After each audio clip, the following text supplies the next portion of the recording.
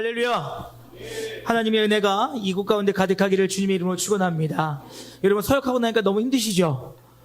이거 어떻게 다 하나, 그지요? 여러분 우리가 약속한 바 하나님 앞에 그 직분 감당할 때 하나님의 분명한 은혜가 있을 줄로 믿습니다. 여러분 우리 올해표 우리 외침 있지요? 거기 보면 사역으로 숨쉬자라고 하는 이유가 있습니다.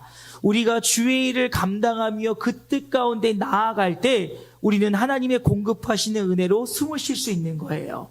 그래서 여러분 우리 외쳐볼까요? 내려놓음으로 예배로 숨쉬자. 사역으로 숨쉬자. 다시 내려놓음으로 숨쉬자. 예배로 숨쉬자. 사역으로. 숨쉬자. 예, 여러분 일할 때 숨 쉴 수 있는 겁니다. 네, 여러분 하루에 여러분은 몇 가지의 의사 결정을 하십니까?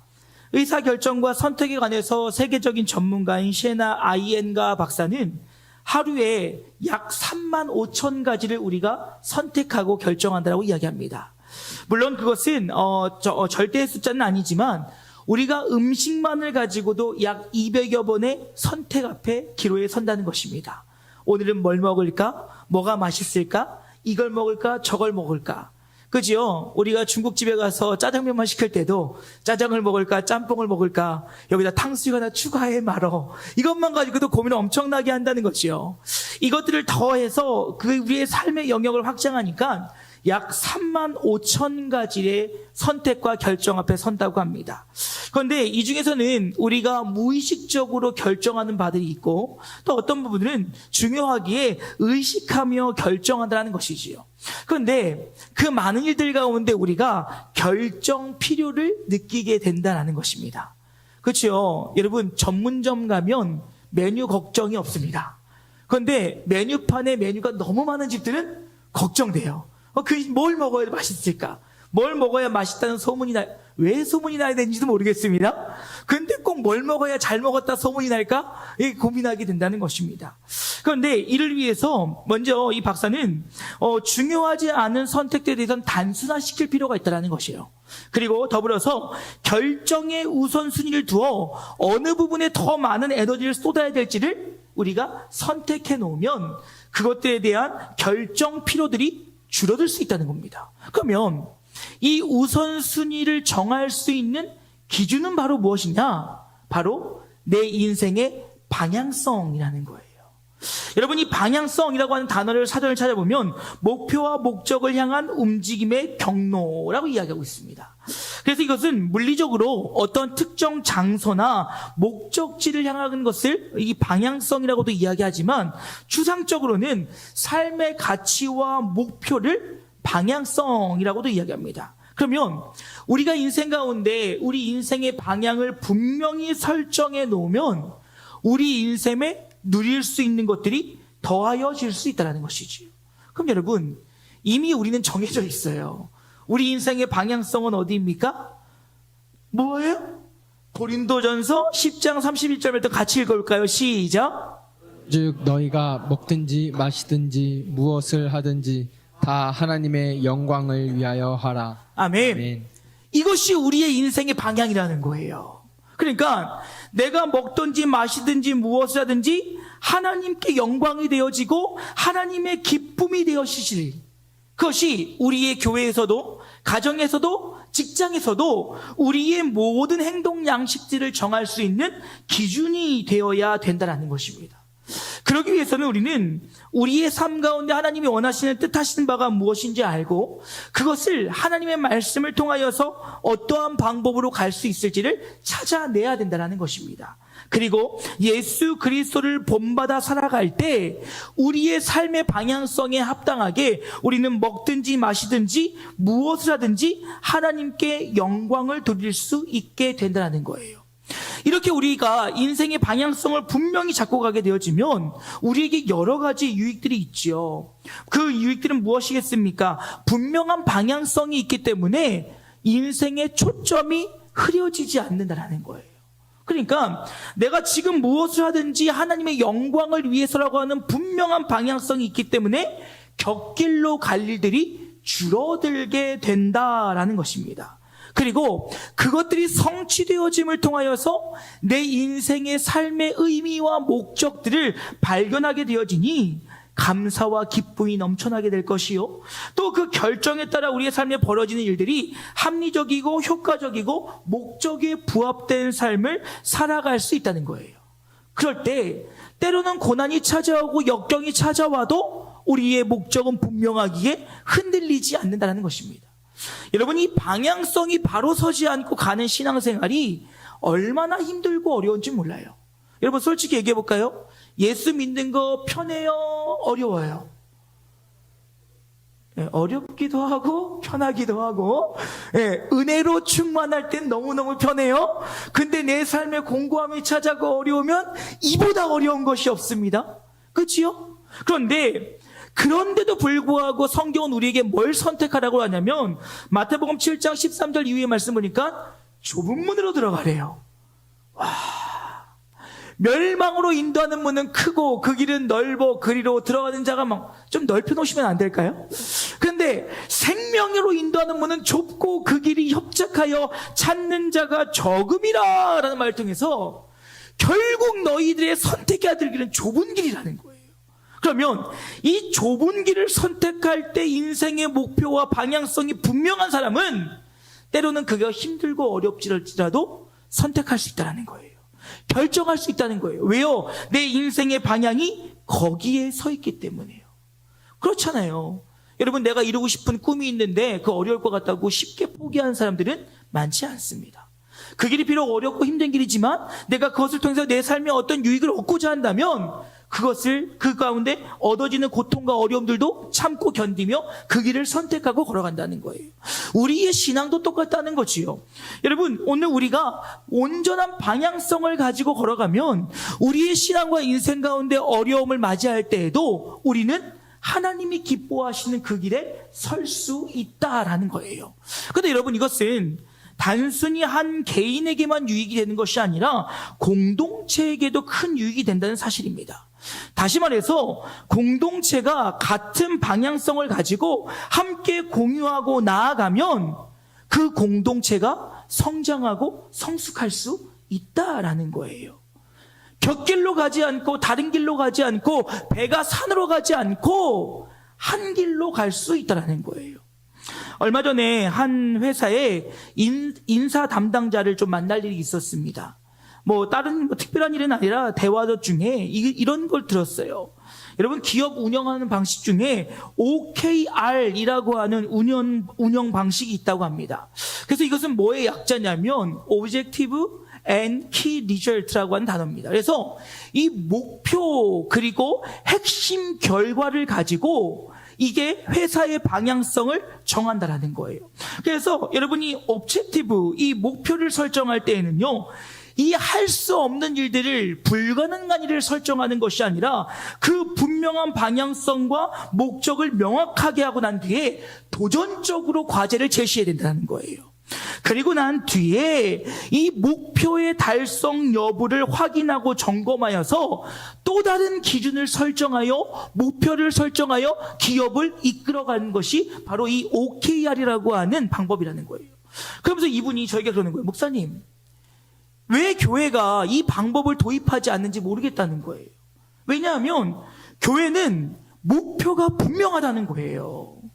어떠한 이익이나 어떠한 것을 바라지 않고 하나님의 영광 혹은 이를 위한 선교, 이를 위한 어떤 구제, 전도, 이런 방법이 너무너무 분명하다는 거예요. 그러면 여기서 해야 될 일은 무엇이냐?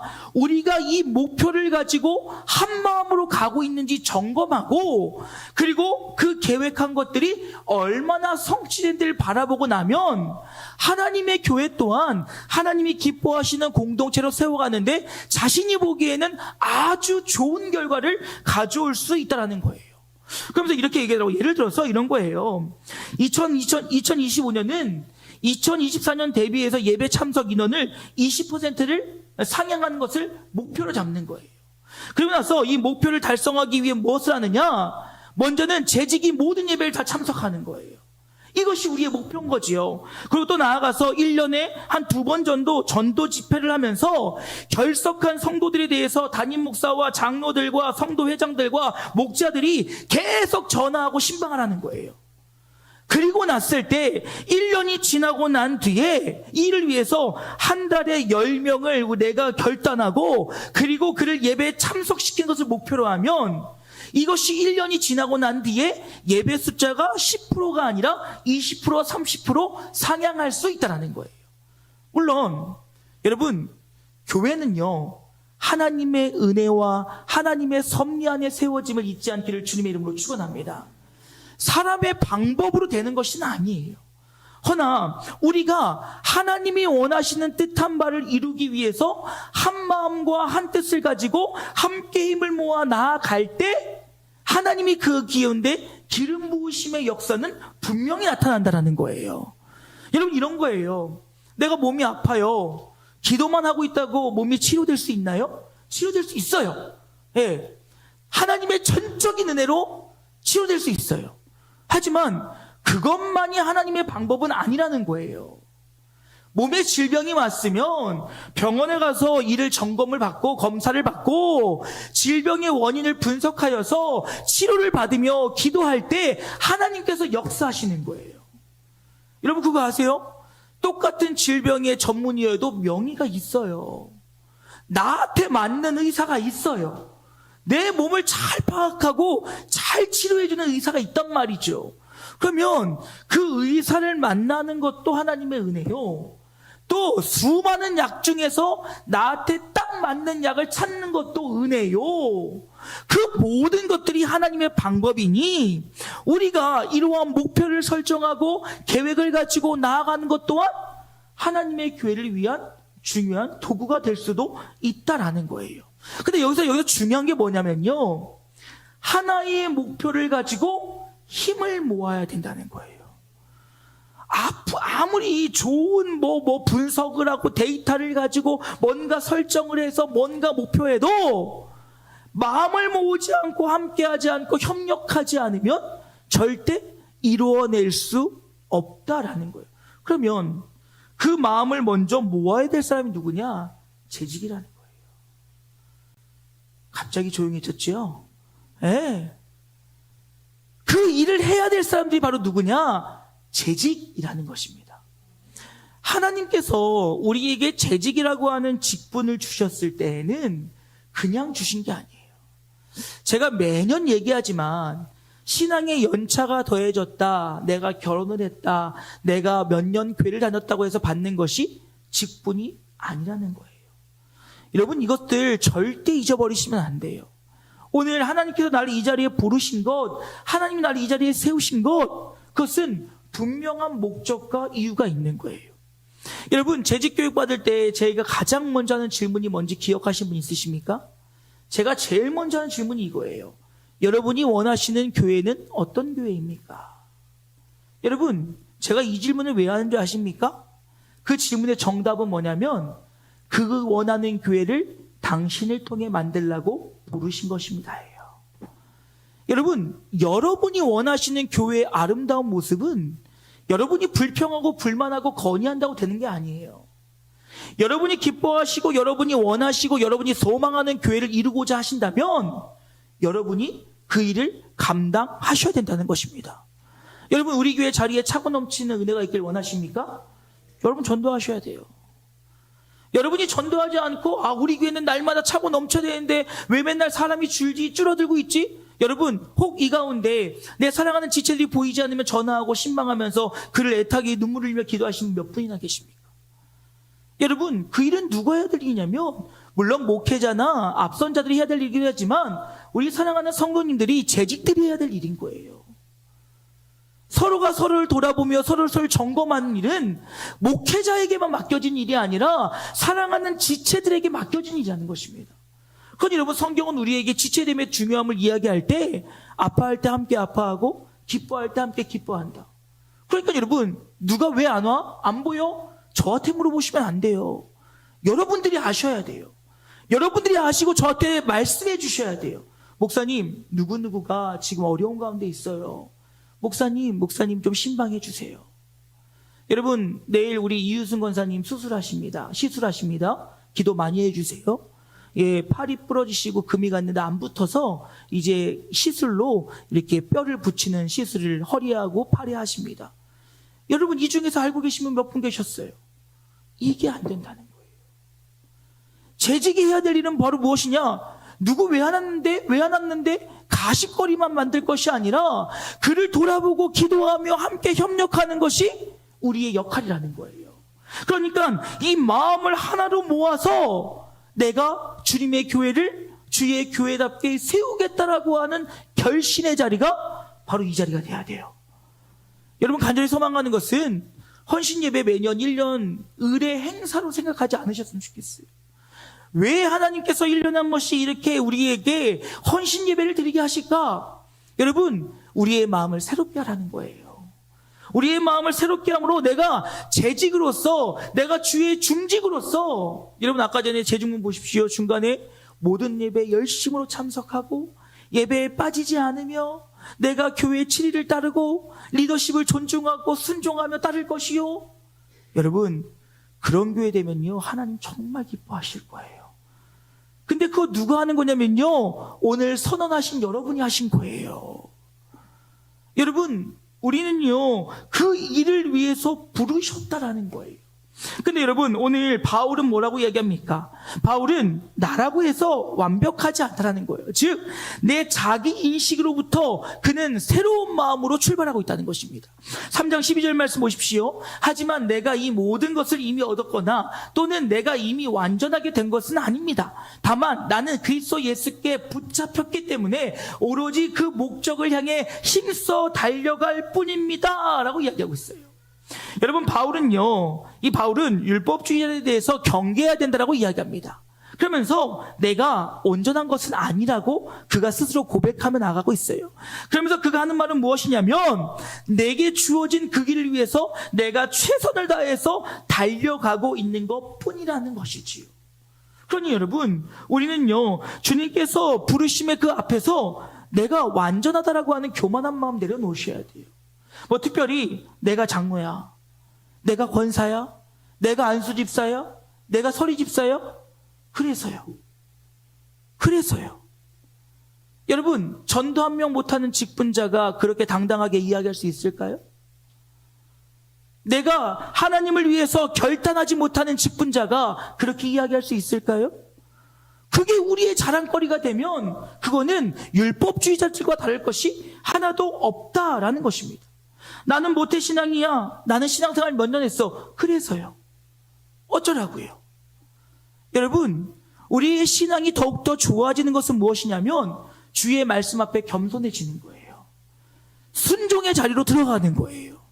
그러지 않고 내가 몇 년을 신앙생활했고 몇 대가 신앙생활했고, 물론 여러분 이런 얘기 항상 드릴 때마다 하는 얘기지만 유익한 건 맞아요. 여러분, 몇 대가 신앙생활하는 것은 나의 신앙에 굉장한 유익입니다. 그리고 내가 모태신앙이며 내가 몇 년 동안 신앙생활했다는 것은 내 신앙에 굉장한 유익인 것은 사실이에요. 허나 그것이 나의 자랑일 수는 없다라는 거예요.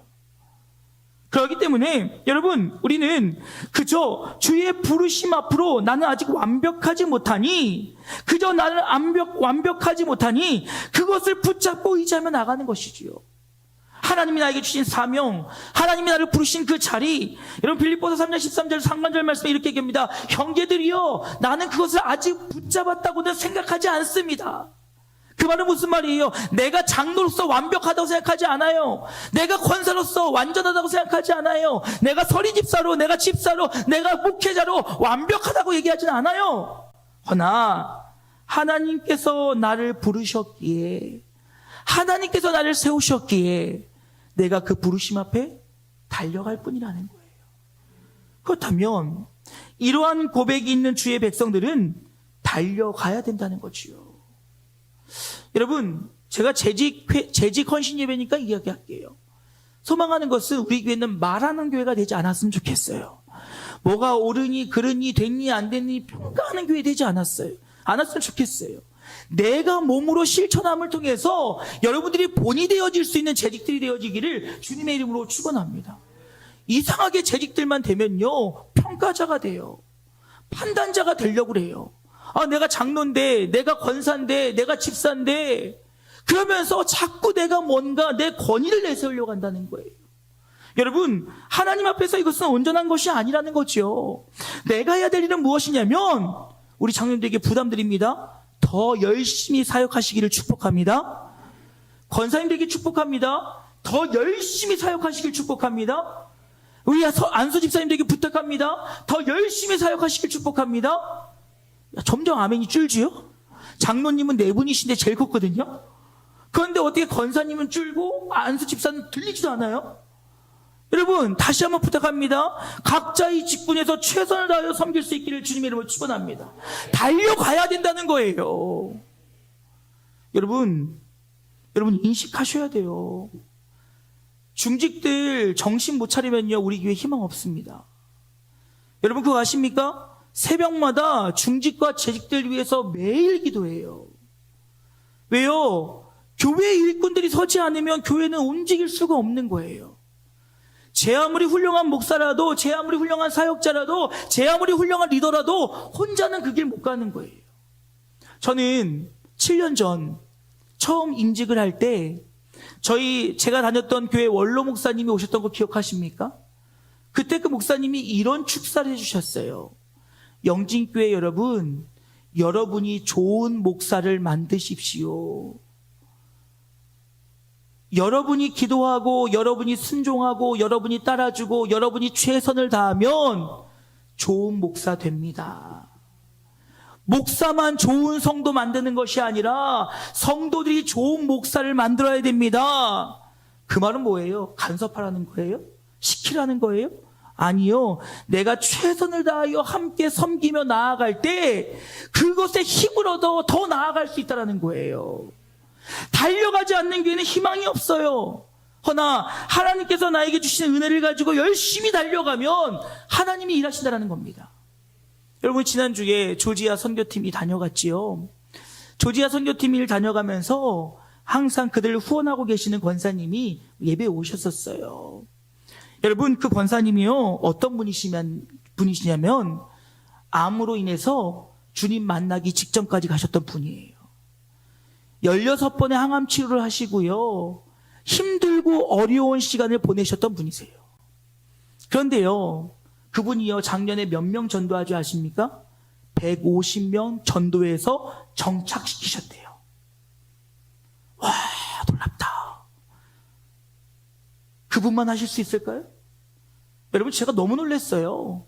그날 예배가 끝나고 나서 이분이 이제 같이 식사하러 가자고 같이 움직였어요. 근데 가던 중에, 아, 그래, 이 친구들에게 좀 기억이 남는 일을 좀 해줬으면 좋겠다 했더니 우리 교회에 얼마 지나지 않아서 새로 생긴 사진관이 하나 있더라고요. 거기에 이 친구들 다 데리고 가서 사진을 찍어줬어요.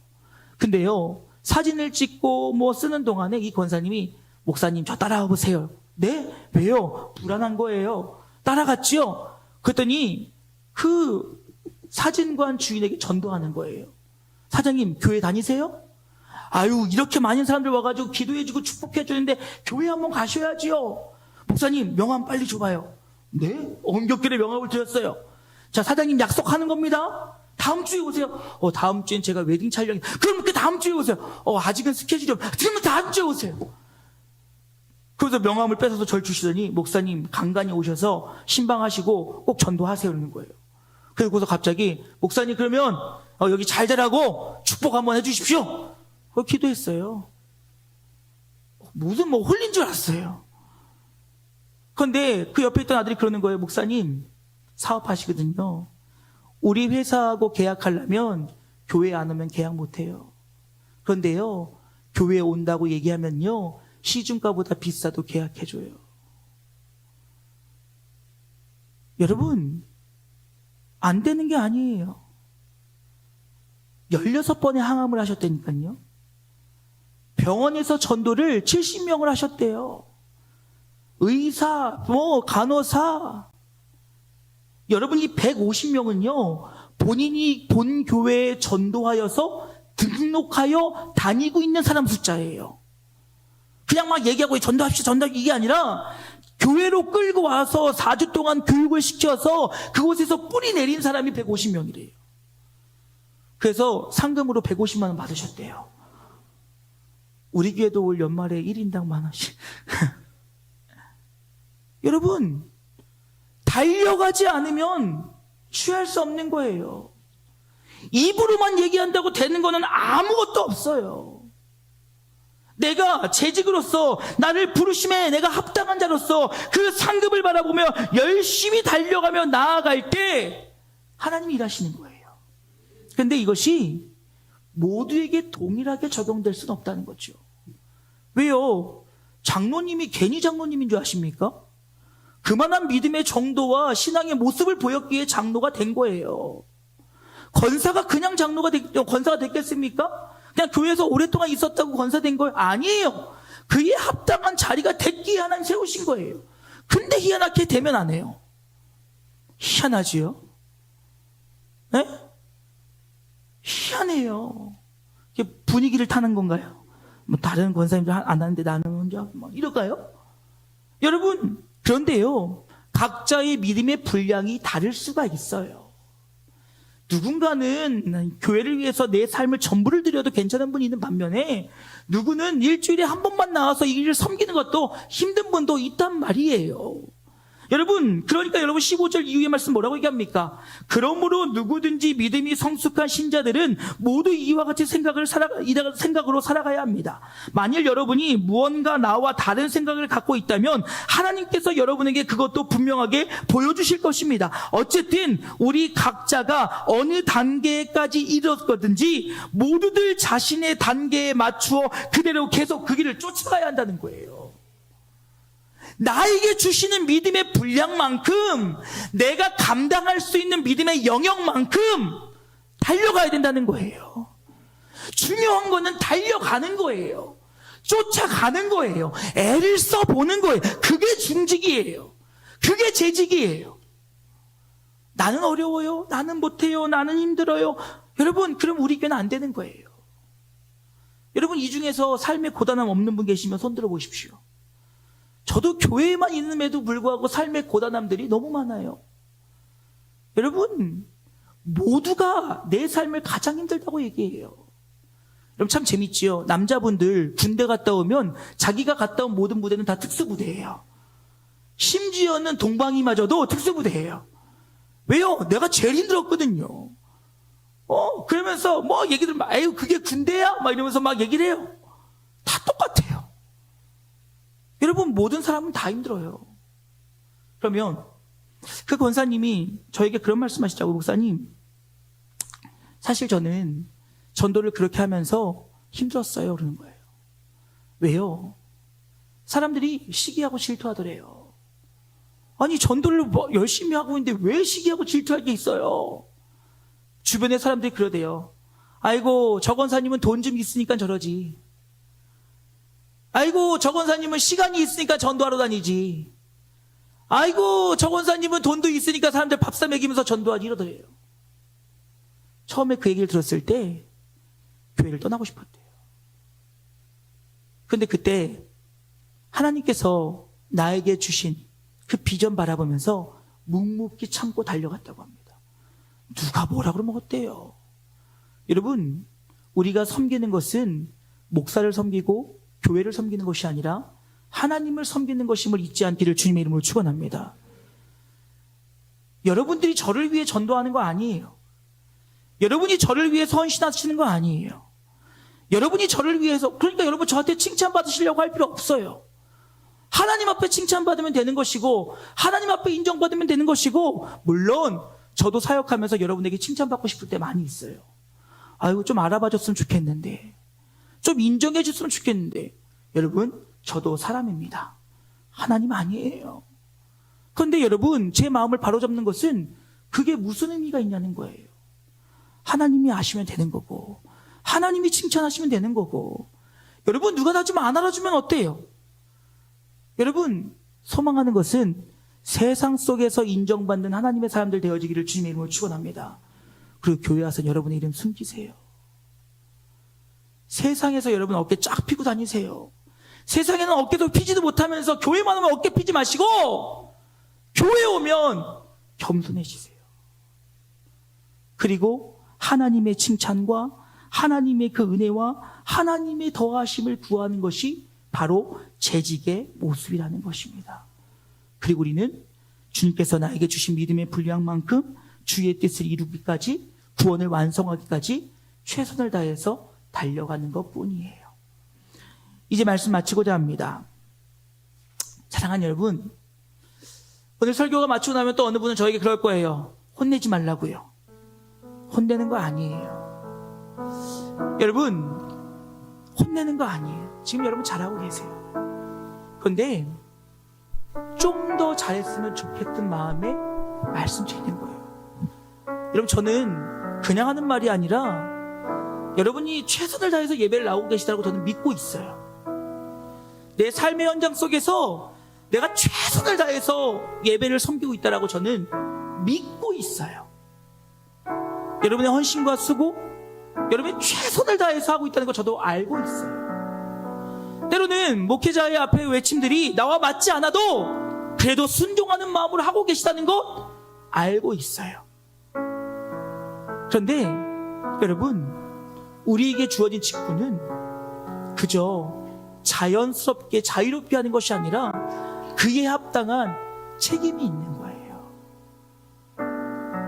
그 일을 담당하겠노라고 우리는 선언하고 하나님 앞에 결단하고 기도하고 임명받고 기름 부음을 받은 거예요. 여러분, 잘 생각하셔야 돼요.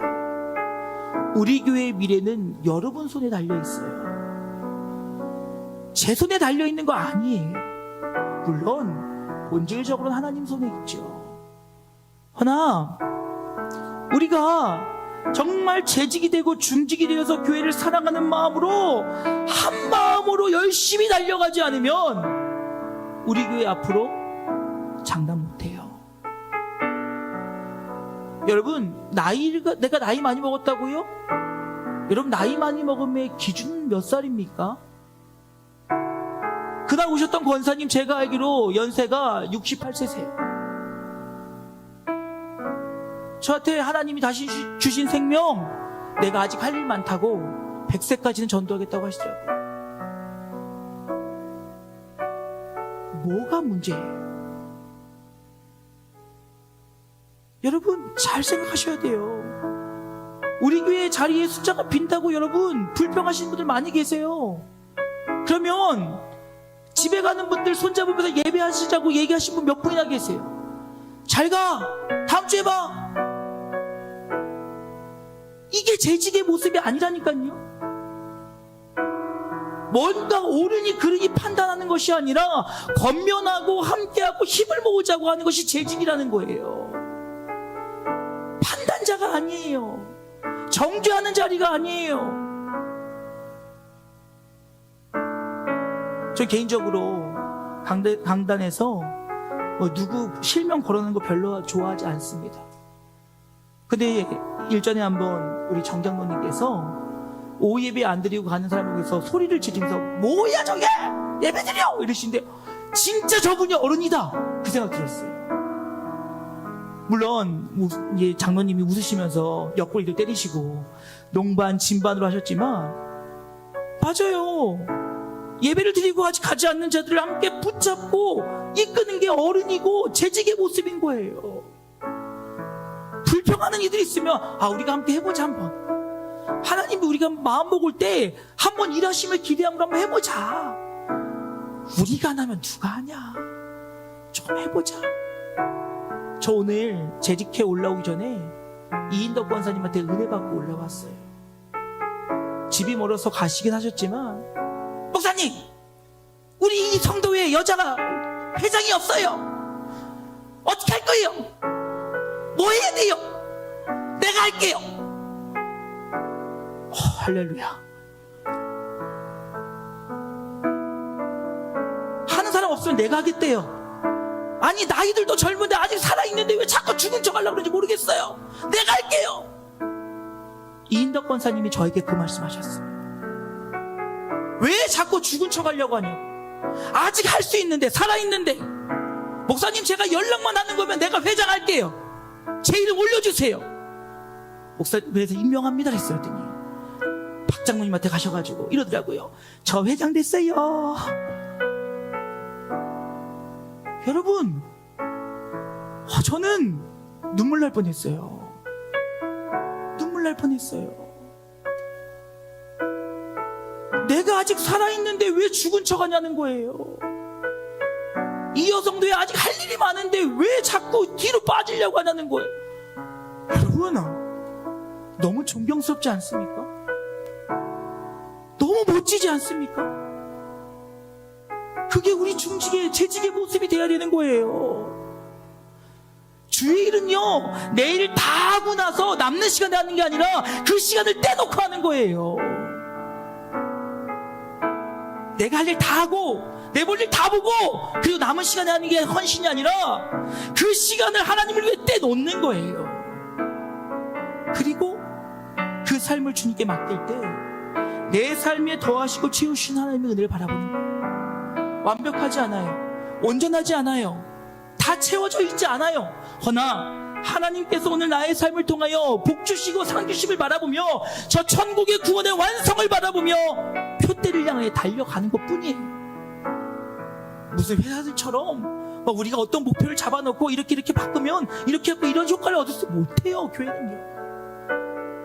허나 하나님께서 우리가 한 마음으로 모아 주님을 위해 나가기로 결정하면 하나님이 역사하시는 거예요. 소망합니다. 오늘 이 재직 헌신 예배가 습관의 헌신이 되지 않기를 간절히 소망합니다. 여러분들이 나는이라고 외쳤던 그것들이 여러분의 삶이 되셨으면 좋겠어요. 제가 오늘 예배 끝나고 여러분이 읽은 선언문 전체 카톡으로 다 보내드릴게요. 두고두고 보세요. 두고두고 다시 한번 되뇌이세요. 이는 목사를 즐겁게 하기 위함도 아니고 어떠한 것을 위함도 아니고 하나님을 위한 거예요. 그게 부르심을 받은 자들의 모습이라는 것입니다. 사랑하는 재직 여러분, 많은 부담을 드린 것 같지만 여러분, 다시 한번 일어납시다. 다시 한번 달려갑시다. 사역을 감당하는 중에 나에게 공급하신 하나님의 그 생명과 같은 그 호흡을 한번 경험해 봅시다. 사역할 때 이 행복함, 사역할 때 이 감사함. 여러분, 저는 조지아 팀 왔을 때 너무 힘들었거든요. 너무 행복했어요. 수원을 4번이나 왔다 갔다 했어요. 공항에 가서 그들을 픽업하고요, 수원에 가서 픽업해오고요, 어디 가서 데리고 오고요, 막 잠잘 시간도 없었어요. 그때 새벽 예배 설교했어야 되고요, 수요 예배 설교했어야 되고요, 할 일이 너무너무 많았어요. 너무 행복한 거예요. 막 살아있는 것 같은 거예요. 영어도 안 되는데 걔들하고 손짓발짓으로 얘기하는데 너무너무 즐거운 거예요. 이 친구들이 돌아가면서 영진교회를 잊을 수 없다, 그 사랑을 잊을 수 없다라고 고백하는데 너무너무 기뻤어요. 사역의 기쁨이 이것이구나. 여러분의 맡기신 그 사명, 주의 부르심의 이유를 다시 한번 기억하시고, 오늘 바울이 내가 주님이 나를 부르심에 내가 그 표대를 향하여 달려갈 때 모두가 각자에게 주신 은사에 맞게 각자의 분량대로 달려가겠노라고 결단했던 것처럼 나에게 주신, 나에게 허락하신 그것들을 가지고 오직 주님을 위해 달려갈 때 2025년도 재직들로 인하여 우리 영진교회가 더욱더 굳건한 교회가 되어질 수 있기를 주님의 이름으로 축원합니다. 아무리 목사가 작은 것 말도 안 되는 것을 얘기한다 할지라도 그것이 하나님의 뜻과 어긋나지 않는다라면 힘을 모아 가보는 거예요. 해보는 거예요. 그리고 하나님은 어떻게 일하시는지 보자고요. 우리 앞서 찬양했던 하나님의 부르심이라고 하는 찬양이 있습니다. 우리 함께 이 찬양 부르시고 하나님의 부르심에 대한 믿음의 결단들로 다시 한번 기도하시고 예배 마치도록 하겠습니다.